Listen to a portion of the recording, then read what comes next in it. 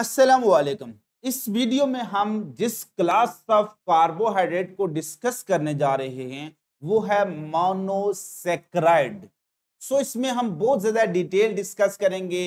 बाज़ का ये एक्सटेंसिव क्वेश्चन की सूरत में आपसे पूछा जाता है। इसमें बहुत से शॉर्ट क्वेश्चन भी मौजूद हैं, बहुत से स्ट्रक्चर भी हैं जिनको हम कोशिश करेंगे कि किस तरह से हम आसानी से उनको ड्रा कर सकते हैं, और कुछ anti test point of view से आपको कंसेप्ट बताऊंगा जो आपको हेल्प करेंगे।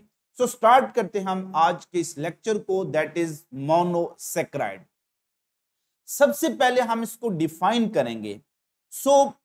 तीनों कार्बोहाइड्रेट की क्लासेस की डेफिनेशन एक जैसी है, जैसे हम पहले भी डिस्कस कर चुके हैं।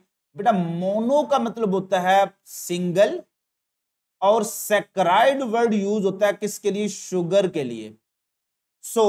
Class of carbohydrate that contain, अगर वर्ड आप क्या लगा दें सिंगल शुगर तो वो मोनोसेक्राइड, अगर आप लगा दें 2 to 10 शुगर तो वो ओलिगोसेक्राइड, और अगर आप लगा दें मेनी शुगर तो दिस इज कॉल्ड पॉलीसेक्राइड। ये है सिंगल से सिंगल शुगर है।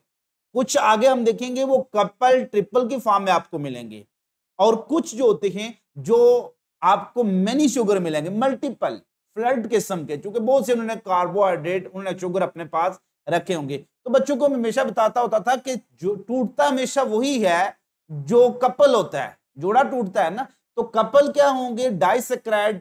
ट्रिपल की फॉर्म में भी क्या मिलेंगे आपको? ओलिगोसेक्राइड। तो पॉलीसेक्राइड में तो बहुत से शुगर होंगे। तो टूटेंगे सिर्फ वो, टूटने से मुराद हाइड्रोलाइसिस सिर्फ और सिर्फ किन की होगी? वो या ओलिगो की होगी या पॉलीसेक्राइड की। इनकी हाइड्रोलाइसिस पॉसिबल नहीं है। नेक्स्ट आते हैं इनके फीचर्स की तरफ। सबसे पहला फीचर बड़े सिंपल शुगर है। सिंपल क्यों? सादा से है, वो सिंगल है, कोई जोड़ा नहीं बनाया हुआ इन्होंने। तो जो बंदा बिल्कुल होता है ना single status, relationship status single, तो बड़ा सिंपल सा होता है, सादा सा नॉर्मल कपड़े पहन के आता है, उसको कोई जरूरत नहीं होती है। लेकिन आपको पता है जिसका कोई अफेयर चल रहा होता है ना, तो वो बड़ा सज धज के आता है। ठीक है, तो ये पॉइंट याद रखना। ये हमेशा क्या होते हैं? मोनोसेक्राइड। चूंकि हैं ही सिंगल शुगर इसलिए होंगे क्या? Simple sugar. तमाम कार्बोहाइड्रेट में सबसे मोस्ट सिंपल शुगर कौन से हैं? वो मोनोसेक्राइड। नेक्स्ट, ओ क्या हो गया?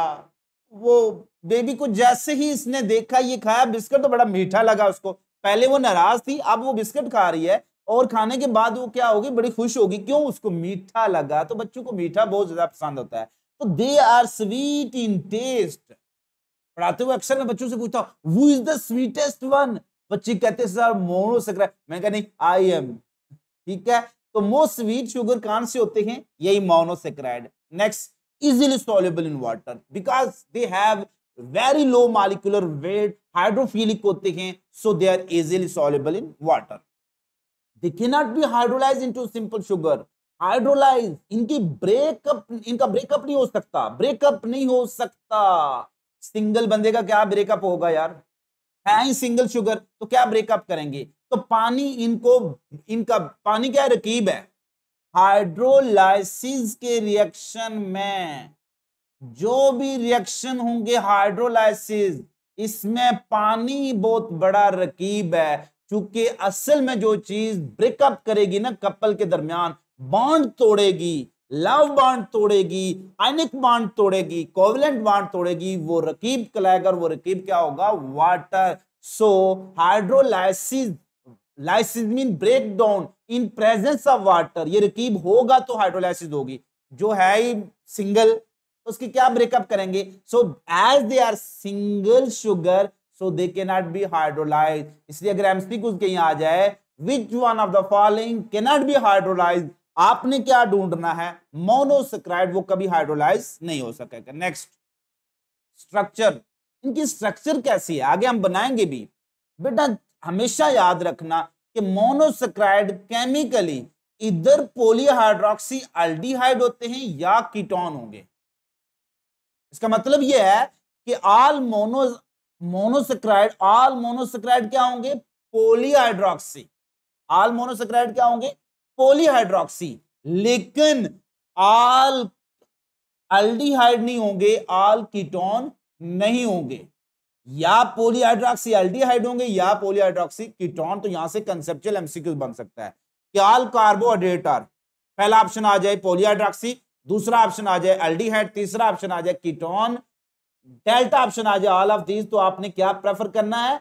पॉलीहाइड्रोक्सी, क्योंकि सारे पॉलीहाइड्रोक्सी मस्ट होते हैं। और आगे हम देखेंगे all carbon in monosaccharide except one, monosaccharide में जितने भी कार्बन हैं, 7 हैं, 6 हैं, 5 हैं, 4 हैं, 2 हैं और 1 है, ये 2 और 1 होंगे? नहीं होंगे। तो फिर मैंने क्यों कहा? मैं इस कहा कि आपको, आप हाजिर भी हैं कि नहीं है? 2 और 1 वाला कार्बोहाइड्रेट एग्जिस्ट ही नहीं करता। शुरू ही कहां से होंगे? 3 से लेकर 7 तक। तो 3 से 7 तक जितने भी कार्बन हैं, सब कार्बन के पास क्या होगा?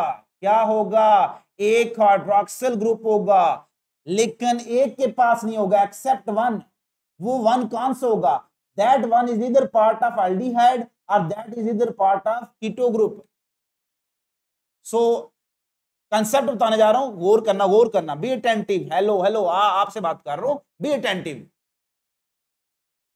तमाम का मोनोसेक्राइड में तमाम कार्बन के पास क्या होगा? एक हाइड्रोक्सिल ग्रुप होगा, that's why they are polyhydroxy.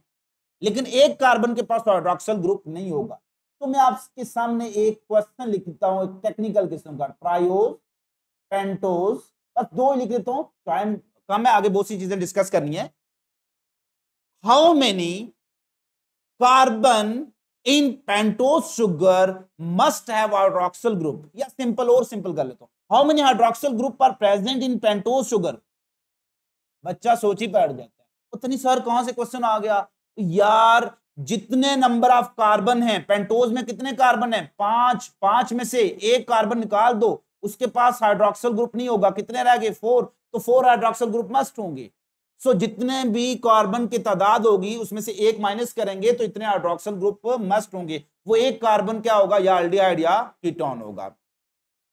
Sugar with aldehyde group is called aldo sugar, very important. Aldoses, ose word mostly sugar के एंड पर आता है। तो sugar that contain aldehyde group are called aldoses, और that contain keto group या keto functional group that are called ketoses। अब मैं आपके सामने यहां पर स्ट्रक्चर बनाने जा रहा हूं। बेटा मैं सब बहुत आसान है स्ट्रक्चर। से फॉर एग्जांपल मुझ आपसे कोई कहता है कि ट्रायोज की स्ट्रक्चर बनाए, तो कैसे बनाएंगे? 3 कार्बन एक लाइन में लिख दें। अगर वो कहता है ट्रायोज एल्डिहाइड भी बनाओ कीटोन भी, तो तीनों कार्बन आप 1 2 एंड 3 एक लाइन में लिख दें। अगर उसने कहा आपको कि वो एल्डिहाइड की बनाए या कीटोन की, तो बेटा एल्डिहाइड बनाने के लिए कार्बन डबल बॉन्ड ऑक्सीजन पहले कार्बन को, और कीटोन बनाने के लिए दूसरे को। जस्ट ये पॉइंट याद रखना, कोई भी मोनोसेक्राइड की डायग्राम बना रहे हैं, स्ट्रक्चर बना रहे हैं, तो आपको नंबर ऑफ कार्बन पता होना चाहिए। नंबर 2 आपको ये पता होना चाहिए वो एल्डिहाइड है कीटोन है। अगर एल्डिहाइड है तो कार्बन डबल बॉन्ड ऑक्सीजन पहले कार्बन को दे दें, और अगर कीटोन है तो हमेशा किसको दे दें? दूसरे को। सो तमाम एल्डिहाइड शुगर के अंदर which carbon do not have hydroxyl group, तो कार्बन नंबर 1। तमाम कीटोनिक शुगर में which carbon do not have hydroxyl group, तो कार्बन नंबर 2। जस्ट यही 2 पॉइंट आ सकते हैं एमसीक्यूज में। बाकी हर कार्बन के पास क्या होंगे? हाइड्रोक्सिल ग्रुप होगा। हर कार्बन के पास क्या होगा? हाइड्रोक्सिल ग्रुप लगा दें। तो यही हमने पढ़ा था ना कि all carbon except 1 have hydroxyl group. अब इसमें कार्बन नंबर 2 के पास हाइड्रोक्सिल ग्रुप नहीं है, इसमें 1 के पास हाइड्रोक्सिल ग्रुप नहीं है। ये डिपेंड करता है कि वो एल्डिहाइड है या कीटोन। अब देखें दिस इज 1 और 2 हाइड्रोक्सिल ग्रुप हैं, तो पॉलीहाइड्रोक्सी। शुरू में क्या? एल्डिहाइड, इसमें 2 हाइड्रोक्सिल हैं तो पॉलीहाइड्रोक्सी कीटोन। तो यही हमने पढ़ा ना कि कार्बोहाइड्रेट या पॉलीहाइड्रोक्सी एल्डिहाइड है या कीटोन है या इनसे भी कॉम्प्लेक्स सब्सटेंसेस हैं। सो तमाम आल्डो शुगर में कार्बन 1 के पास हाइड्रोक्सिल ग्रुप नहीं होगा और तमाम कीटो के पास कार्बन 2 के पास हाइड्रोक्सिल ग्रुप नहीं होगा। यही 2 कार्बन हो सकते हैं। बाकी आप हाइड्रोजन लगाकर इनकी वैलेंसी पूरी कर दें। याद रखना बेटा 2 लगातार कार्बन पर OH आ जाए, इसको क्या कहेंगे? ग्लिसरोल। 2 लगातार कार्बन पर OH आ जाए तो ग्लिसरोल। शुरू में क्या था? ये एल्डिहाइड, तो ग्लिसरोल एल्डिहाइड को कहेंगे ग्लिसर एल्डिहाइड। क्लियर? 3 कार्बन वाली कीटोन को क्या कहेंगे? एसीटोन। कितने इसमें हाइड्रोक्सिल लगे हुए? 2, तो dihydroxy acetone. These are 2 trioses that are common या intermediate in photosynthesis and respiration. अब सवाल कि क्यों कार्बोहाइड्रेट के पास कम से कम 3 कार्बन ही हो सकते हैं, 3 से कम नहीं हो सकते हैं। देखें अगर वो कीटोन होगा तो इस कार्बन के पास तो OH नहीं लग सकता, सो बाकी 2 कार्बन आने चाहिए जिनके पास हाइड्रोक्सिल लगेगा तभी पॉलीहाइड्रोक्सी बनेगा। सो 3 कार्बन होंगे तो उसको पॉलीहाइड्रोक्सी एल्डिहाइड या कीटोन आप बना सकते हैं। और बिल्कुल कोई भी कीटोन 2 कार्बन वाली एग्जिस्ट नहीं करती। कीटोन के लिए शर्त ही क्या है? 3 कार्बन। नेक्स्ट, अब हम आते हैं जनरल फार्मूला की तरफ। यहां पर कुछ जो हमारे एडिशन है पीटीबी के पंजाब टेक्स्ट बुक बोर्ड में, वहां पर थोड़ी सी मिस्टेक है, उसको आप करेक्ट कर लेना। जनरल फार्मूला इनका CH2O * N। Clear clear. यहां पर N क्या है? फ्रॉम होल नंबर है, यानी कोई सॉलिड डिजिट होगा। कहां से लेकर? 3 to 7। So least number of carbon in any monosaccharide 3, maximum number in any monosaccharide 7। So monosaccharide with 3 to 7 ही हमेशा क्या करेंगे? एग्जिस्ट करेंगे। 3 to 7 से ज्यादा एग्जिस्ट नहीं करेंगे। यहां पर कुछ बुक्स में लिखा हुआ 3 to many thousand, वो कार्बोहाइड्रेट के जनरल फार्मूले में है। मोनोसैकेराइड में many thousand कार्बन नहीं होते। Next, classification. अब यहां पर क्लासिफिकेशन बड़ी जरूरी है, क्योंकि अगर आपको क्लासिफिकेशन की बेसिस का नहीं पता, आप पूरे का पूरा आंसर गलत कर देंगे। तो on basis of number of carbon हमने मोनोसैकेराइड को क्लासिफाई किया है। On basis of number of carbon. क्यों ऐसी मैं बात कर रहा हूं बेसिस जरूरी है? बेटा जब मैं क्वेश्चन पूछ लेता हूं व्हाट इज ट्राइसैकेराइड और what is difference between trisaccharide and triose, तो बच्चे इसमें बड़े प्रॉब्लम फेस करते हैं। और सर दोनों में तो वर्ड ट्राई लगा है। ट्राई का क्या मतलब होता है? 3, और सैकेराइड मीन शुगर। ओज भी किसके के लिए यूज होता है? शुगर के लिए। तो वो कहते हैं इसमें भी कितने शुगर हैं? 3। इसमें भी कितने शुगर हैं? 3। टोटली रॉन्ग है, क्योंकि trisaccharide it is a class of carbohydrate on basis of number of sugar. वहां पर ट्राई रिप्रेजेंट करता है नंबर ऑफ शुगर को, और नीचे class of monosaccharide on basis of number of carbon. तो यहां पर ट्राई रिप्रेजेंट करेगा नंबर ऑफ कार्बन पर। तो triose is a monosaccharide with 3 carbon, while trisaccharide are oligosaccharide with 3 sugar. तो बड़ा टेक्निकल डिफरेंस होता है, समझ के पढ़े कोई प्रॉब्लम नहीं है। एंट्री टेस्ट हलवा हलवा, अगर समझ के पढ़ेंगे, नहीं पढ़ेंगे तो फिर रोला ही रोला। नेक्स्ट, हमने पढ़ा था, मैं सिंपल सी आपको बताता हूं कि मोनोसैकेराइड में कम से कम कार्बन कितने होंगे? 3, और ज्यादा से ज्यादा 7। तो यही क्लासेस हो सकती हैं: ट्राइओसिस, टेट्रोसिस, पेंटोसिस, हेक्सोसिस, हेप्टोसिस। कितनी क्लासेस बनती हैं? 5। How many classes of monosaccharide are there? How many classes of carbohydrate are there? 3। How many classes of monosaccharide are there?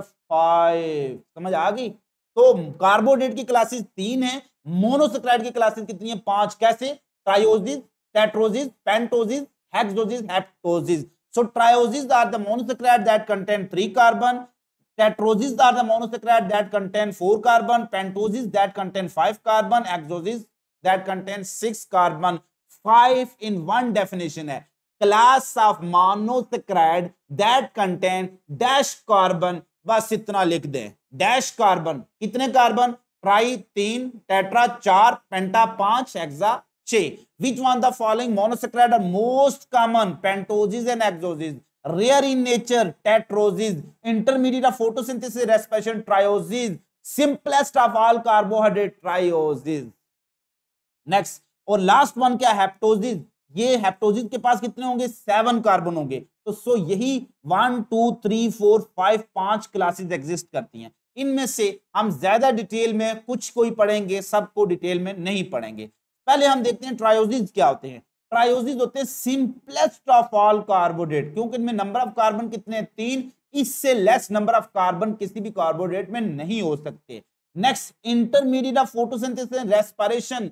मैं चैप्टर नंबर 11 को रेफर कर रहा हूं। चैप्टर नंबर 11 में जब आप पढ़ेंगे ग्लाइकोलाइसिस, ग्लाइकोलाइसिस में फ्रुक्टोज 1,6 बिस्फॉस्फेट या फ्रुक्टो 1,6 बिस्फॉस्फेट, ठीक है, 1,6 फ्रुक्टो बिस्फॉस्फेट जब टूटता है तो 2 जो इंटरमीडिएट कंपाउंड बनाता है, 2 ट्रायोसिस बनाता है। एक को हम कहते हैं G3P ग्लाइसरॉल्डिहाइड 3 फास्फेट और दूसरे को कहते हैं डाइहाइड्रोक्सी एसीटोन फास्फेट। इसी तरह से refer to the Calvin cycle, उसकी फर्स्ट स्टेज है, फर्स्ट स्टेज जो होती है वो कार्बन फिक्सेशन है। सेकंड स्टेज पर चले जाएं कार्बन रिडक्शन, कार्बन रिडक्शन में 3 फास्फोग्लिसरेट कन्वर्ट हो जाता है G3P में। तो यहां पर G3P क्या होगा? ये ट्रायोज होगा। इंटरमीडिएट वो प्रोडक्ट होता है जो एंड प्रोडक्ट नहीं होता है बट किसी भी सेंट्रल रिएक्शन में बन रहा होता है। तो सो इंटरमीडिएट ऑफ फोटोसिंथेसिस रेस्पिरेशन क्या होंगे, ट्रायोजिस होंगे। इसकी दो एग्जांपल हैं, एक ग्लाइसरल्डिहाइड की और दूसरी डाइहाइड्रोक्सी एसीटोन की। नेक्स्ट टेट्रोजिस। टेट्रोजिस में नंबर ऑफ कार्बन 4 होते हैं, रेयर इन नेचर होते हैं, इतने ज्यादा नहीं पाए जाते और कुछ बैक्टीरिया में आपको मिलेंगे। Next pentoses, number of carbon कितने होंगे, 5। So pentoses and hexoses are most common sugar. अगर ऑप्शन दोनों का है तो दोनों को करेंगे, क्योंकि पेंटोजिस आपको मिलेंगे तमाम डीएनए आरएनए का पार्ट, पेंटोजिस आपको मिलेंगे तमाम न्यूक्लियोटाइड का पार्ट। इस पर एक कंसेप्चुअल क्वेश्चन यूएचएस में एमडी कैट में आ चुका है। चूंकि पेंटोजिस क्या है, राइबोज डीऑक्सीराइबोज, तो आरएनए और डीएनए का बेसिक डिफरेंस यही है। मेरी ट्रिकी वीडियो देख लें। उसके बाद तमाम nucleotide ATP GTP CTP TTP सब न्यूक्लियोटाइड के अंदर, डाइन्यूक्लियोटाइड के अंदर एनएडी एफएडी सब के अंदर आपको क्या मिलेंगे, पेंटोजिस। तो ये इस तरह से क्वेश्चन आया था, which one the following contain carbohydrate, it's mean biomolecule that contain carbohydrate, तो वो क्या होगा, न्यूक्लिक एसिड। तो न्यूक्लिक एसिड वाइड बायोमॉलिक्यूल है, बायोमॉलिक्यूल जिनके अंदर कार्बोहाइड्रेट मौजूद हैं। कार्बोहाइड्रेट जाते खुद तो कार्बोहाइड्रेट ही है ना, लेकिन इसके अलावा बायोमॉलिक्यूल जिनमें कार्बोहाइड्रेट हो सकते हैं वो क्या होंगे, न्यूक्लिक एसिड या nucleotide. Anyhow hexoses most common sugar है। अगर बोथ का ऑप्शन नहीं है तो हेक्सोजिस को प्रेफर करेंगे, जैसे glucose most common sugar glucose है।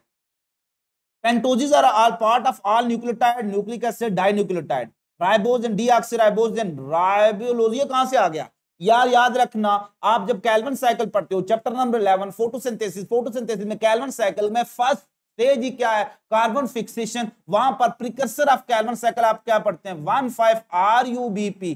यहां पर RU क्या है, actually it is the keto form of ribulose that is called ribulose. So ribulose एक कीटो पेंटोज शुगर है, जबकि राइबोज आल्डो है। So Calvin cycle start with 5 carbon keto sugar and end with 3 carbon aldo sugar. मजा आया कि नहीं आया? ये एक राइबोज की स्ट्रक्चर है, बिल्कुल सिंपल सी है। राइबोज आल्डो शुगर है, 5 कार्बन एक लाइन में लिखें। और नेक्स्ट क्या है, चूंकि आल्डो है तो कार्बन डबल बॉन्ड ऑक्सीजन पहले को दे दें, उसके बाद हर कार्बन को आपने क्या देना है, एक OH दे दें, एक OH दे दें, बाकी हाइड्रोजन लगा के वैलेंसी पूरे करें। This is ribose. नेक्स्ट एक्सोजिस। पेंटोजिस और एक्सोजिस मोस्ट कॉमन शुगर है, और इसके एग्जांपल में ग्लूकोज है, ग्लूकोज एक आल्डो शुगर है, और दूसरा फ्रुक्टोज है वो एक कीटो शुगर है।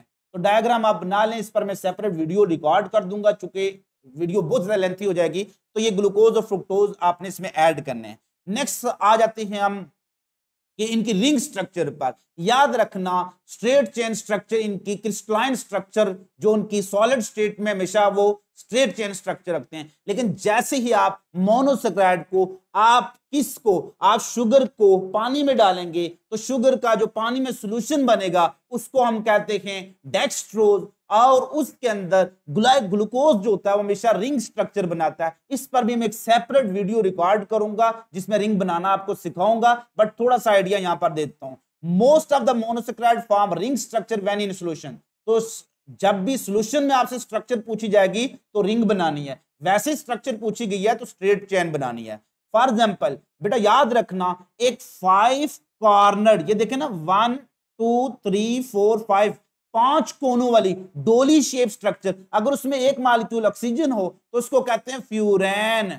अगर ये स्ट्रक्चर कौन बना रहा है, ये 5 corner oxygen containing ring structure कोई शुगर बना रहा है तो उसको कहेंगे ओज, फ्यूरानोज। और अगर ये शुगर क्या है, राइबोज, तो उसको क्या कहेंगे, राइबोफ्यूरानोज। इसी तरह से 1 2 3 4 5 6 कॉर्नर स्ट्रक्चर है, तो 6 corner ring structure containing oxygen is called pyran. और अगर ये शुगर बना रहा है तो पायरानोज, और अगर शुगर क्या है, ग्लूकोज, तो ग्लाइकोपायरानोज। सो 5 corner ring structure formed by ribose is called ribofuranos, F for 5, F for furan, and 6 corner ring structure formed by glucose is called glycopyranose। उम्मीद करता हूं ये 2 in 1 डेफिनेशन आपको समझ आ जाएगी। कॉर्नर रिंग स्ट्रक्चर है, कौन बनाता है उसके साथ शुरू में लग जाएगा। अगर 5 कॉर्नर रिंग स्ट्रक्चर है, ये राइबोज और फ्रुक्टोज बनाएंगे तो इसको राइबोफ्यूरानोज या फ्रुक्टोफ्यूरानोज कह देंगे। और when in solution glucose form 6 carbon ring structure ग्लाइकोपाइरानोज।